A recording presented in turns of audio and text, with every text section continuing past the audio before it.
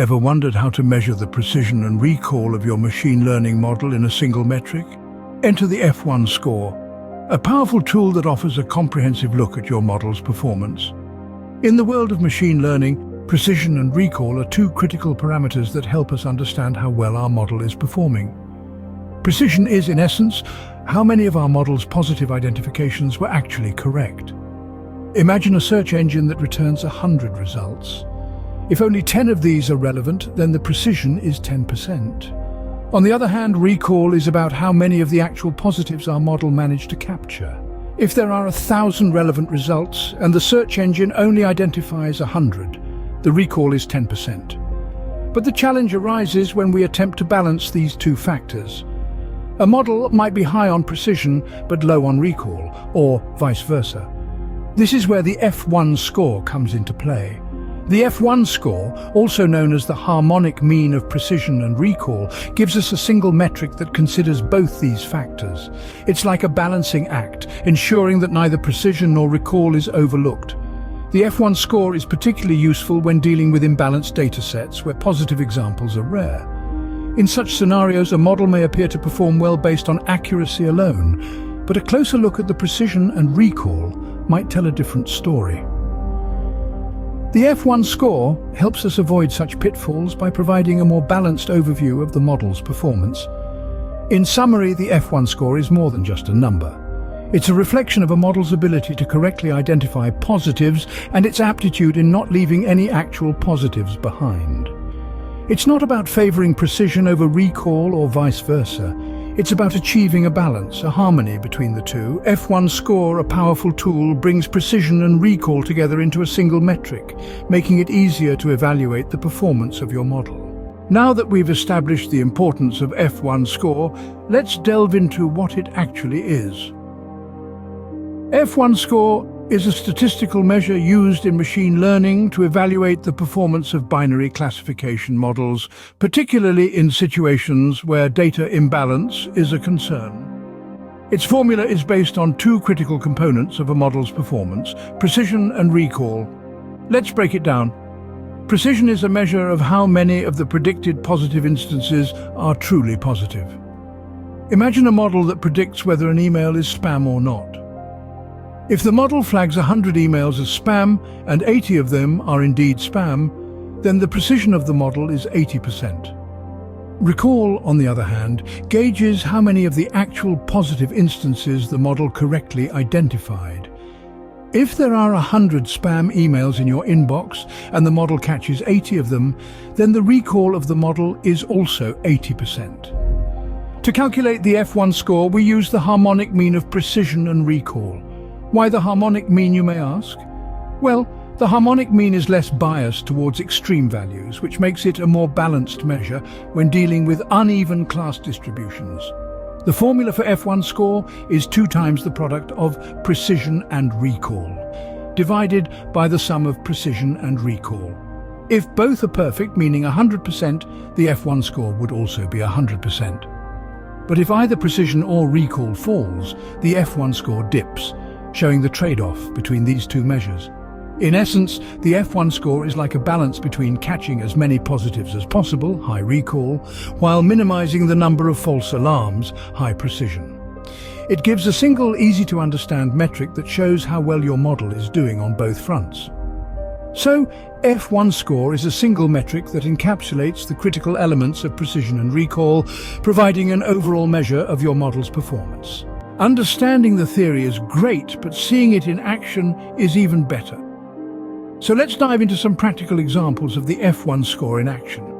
Imagine a scenario where you're tasked with creating a machine learning model for a spam detection system.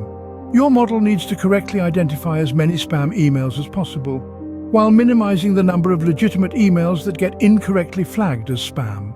Here, precision would be how many flagged emails are actually spam, and recall would be how many actual spam emails were correctly flagged by your model.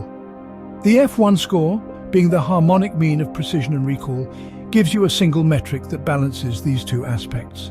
A high F1 score would mean your spam detection model is performing well, successfully identifying spam while minimizing false positives.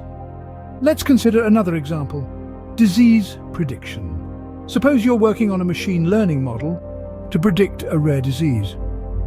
Here, even if the model has a high accuracy, it might not be useful if it's failing to correctly identify the few cases of the disease that do exist. In this case, you'd want your model to have a high recall, catching as many of the rare disease cases as possible. But you'd also want to avoid a high number of false positives, which is where precision comes in. Again, the F1 score comes in handy as a single measure that balances these two aspects. A high F1 score would indicate that your model is doing a good job of identifying the rare disease cases without flagging too many healthy individuals as false positives. In both of these examples, the F1 score provides a simple, singular measure that can help you gauge your model's performance. It takes into account both the precision and recall of your model, giving you a more comprehensive view of its effectiveness than either metric alone could provide. In real-world scenarios, F1 score can be your guiding light in assessing the effectiveness of your machine learning model. While F1 score is a fantastic tool, it is not without its limitations. Let's dive right in. One of the key limitations of the F1 score is its struggle with handling imbalanced datasets. Here's what I mean. Imagine you have a dataset where the positive class is significantly less frequent than the negative class. In such a scenario, even a model that always predicts the majority class would attain a high accuracy. However, the F1 score of such a model would be misleading as it doesn't accurately reflect the model's poor performance on the minority class. It's like being a weather forecaster in a desert. If you always predict sunny weather, you'll be right most of the time. But the one time it rains, you'll miss it entirely. The F1 score in this case wouldn't provide an accurate picture of your forecasting skills. Another limitation of the F1 score lies in its disregard for true negatives. The F1 score is calculated using precision and recall, both of which focus on correctly identified positives and misclassified negatives. But what about correctly identified negatives or true negatives? They're left out in the cold.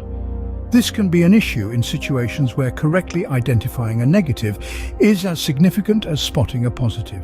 Think of it like this. If you're screening for a rare but deadly disease, missing a positive result could be disastrous. But falsely diagnosing someone as positive could also lead to unnecessary stress and medical interventions. In such cases, true negatives, those correctly identified as not having the disease, are just as important. Yet the F1 score doesn't factor these in. Despite these limitations, it's key to remember that no single metric can offer a complete picture. The F1 score, like any other tool, is most useful when used in the right context and alongside other metrics. So while it's true that the F1 score has its limitations, it doesn't detract from its value. In fact, understanding these limitations allows us to use the F1 score more effectively by knowing when to apply it and when to complement it with other metrics. Despite its limitations, F1 score remains a valuable metric in machine learning, especially when both precision and recall are important.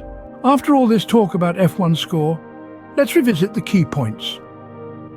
Our journey began with understanding the importance of F1 score in machine learning. As we've learned, the F1 score is a critical metric that helps us determine the accuracy of binary classification models. It's not just about getting the right answers, it's about getting them for the right reasons, and the F1 score helps us do just that. Moving on, we broke down the F1 score. We learned that it is the harmonic mean of precision and recall, two vital metrics in machine learning. Precision tells us about the accuracy of positive predictions, while recall provides insights on how many actual positives our model catches. By combining these two, the F1 score gives us a more balanced perspective of our model's performance. We then dived into the practical application of F1 score. We saw it in action, revealing how it can adjust to the nuances of different datasets and models. Whether dealing with imbalanced classes or trying to optimize a model's performance, the F1 score proves to be a reliable guide. However, we also touched upon the limitations of the F1 score. It's not a one-size-fits-all solution. For instance, it might not be the best metric when dealing with highly skewed classes or when the cost of false positives and false negatives is different. It's a tool, and like all tools, it has its best use cases. Throughout our discussion, one point has been emphasized time and again: the role of the F1 score in balancing precision and recall. It's like a tightrope walker balancing on a wire. Too much to one side and you might fall. The F1 score helps maintain that delicate balance, ensuring that you're not sacrificing too much of one for the other. To conclude, F1 score is a robust, comprehensive metric that plays a crucial role in machine learning, providing a balanced measure of your model's performance.